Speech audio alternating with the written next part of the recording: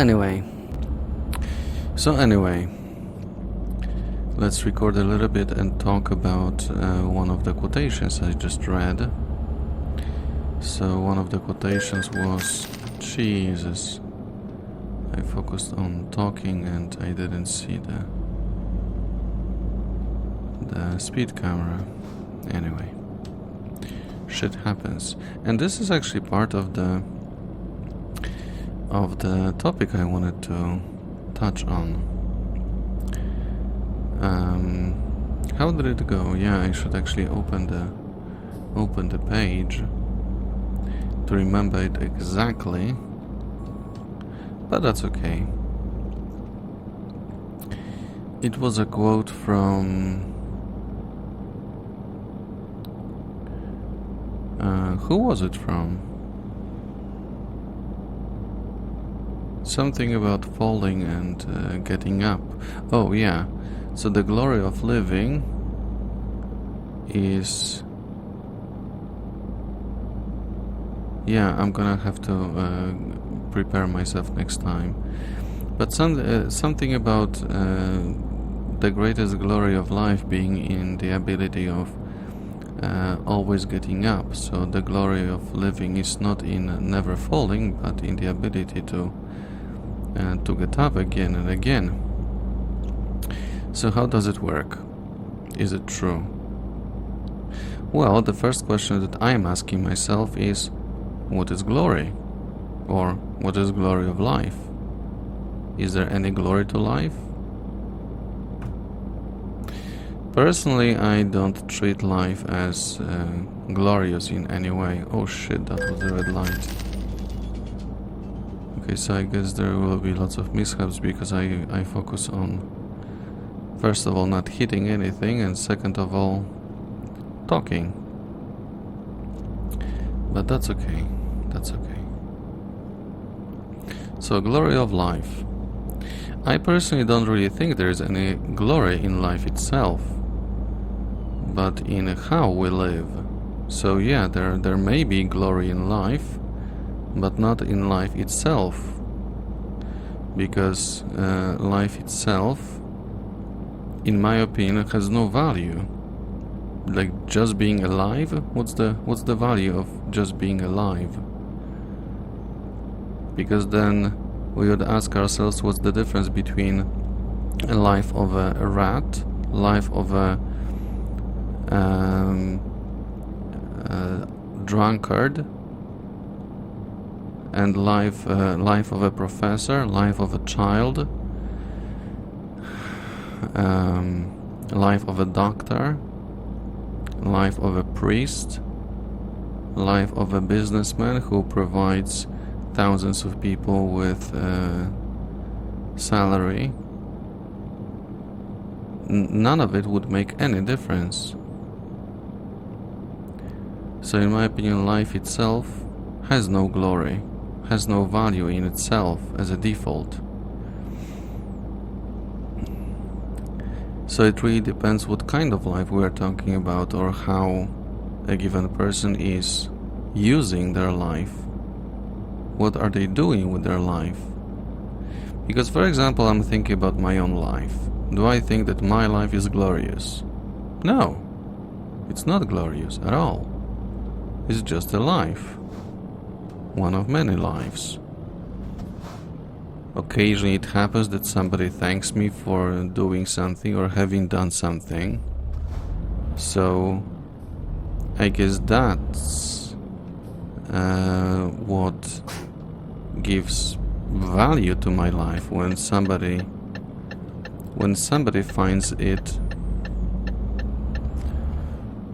beneficial to themselves. Like if I can help someone in any way, if I can make someone laugh, if I can make someone happy, if I can make someone do something good for themselves or for other people, that's when I begin to see value in my own life. But I don't do it all the time. I do it, I don't know, once in a blue moon. Then again, this is just my perception. Maybe I do it a lot less, Or maybe there are people who would say that I do it a lot more often. So this is the first part, the glory of life. Once each one of us can answer this question themselves, we go to the second part about never falling, or falling and getting up.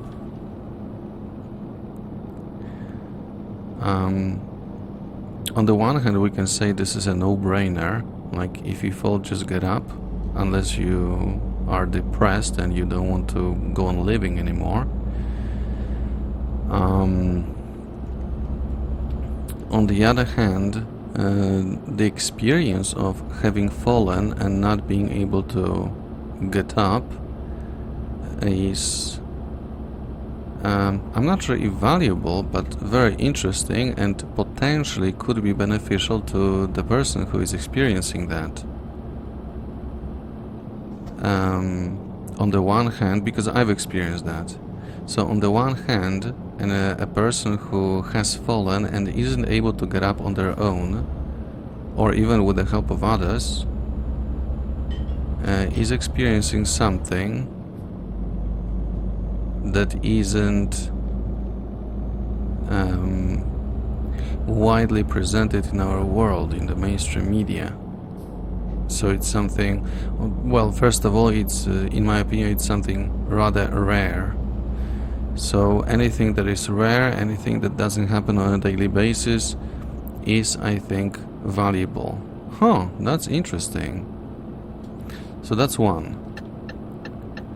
Two, it gives a person experiencing that feeling understanding of other people who are going through such an experience.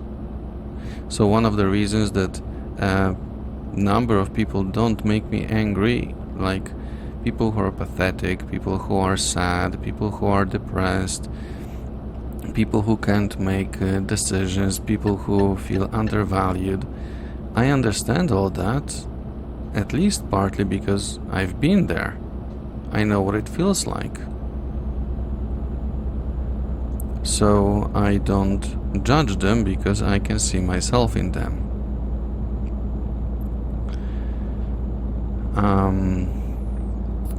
So the last thing that comes to my mind regarding any benefits of such an experience is potential ability to help other people who are going through that experience. Because, well, first of all, I understand them, and when we understand other people, we can potentially listen to them with understanding, hear them, share our own experience of how we got out of that particular feeling. Now the last part of the quote was ability to get up. On the one hand, it's a beautiful notion because so many, let's say in quotes, great people have shared that perspective. If you fail, just get up and try again. If you fall, get up and keep walking. Because there is no benefit, or there is no direct benefit to you or to anyone around you if you stay down. Like, what's gonna change if you stay down? You can stay down and wait for someone to save you, which doesn't happen. If that happens, that's a rare occasion, and you should write a book about something like that happening to you. So we can't count on that. If something happens really, really, really seldom, we can't count on that. So if you fall, well, maybe in case of kids it's different, but in case of adults, there is no one to save you. There is no one to lift you up. There is no one to,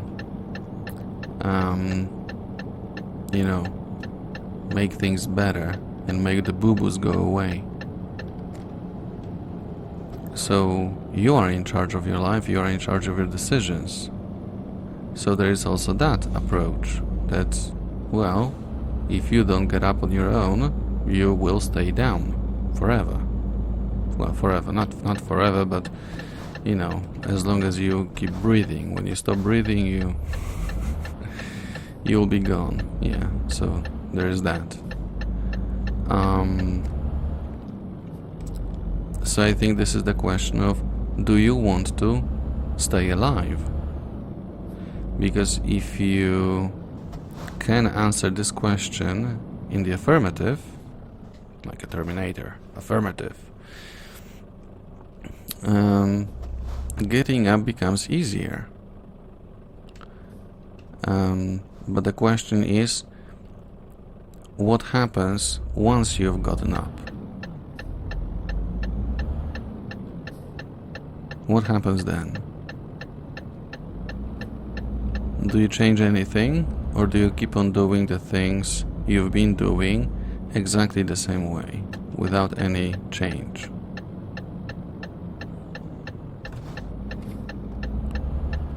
I guess that's the question. Maybe not everything is perfect, maybe some things need changing.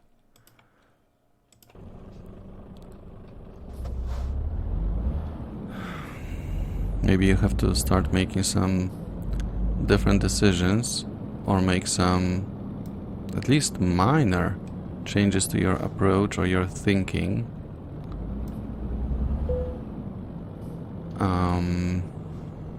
So it's about what happens afterwards, once you've gotten up. And do you have the right mindset to do that? Because I don't think everyone does. So these are questions that somebody can try and answer for themselves, but they can't, in my opinion, answer those questions for you. This is what I think.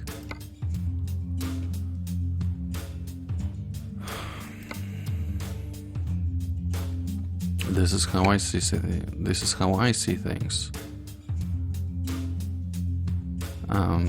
But I do believe that every single person has a choice, make a decision for themselves, to get up or not, to stay down or to start living again and again.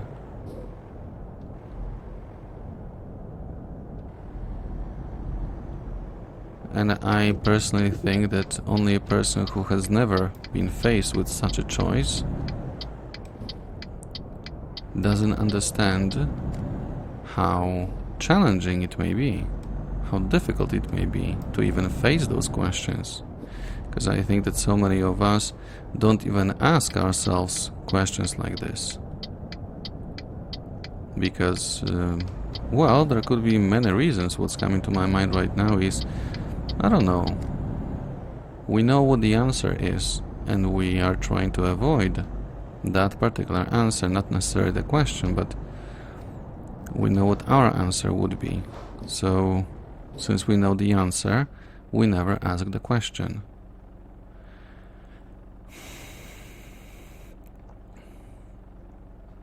But I do believe that each one of us has a choice, whether you have the balls to ask yourself those questions or not yet.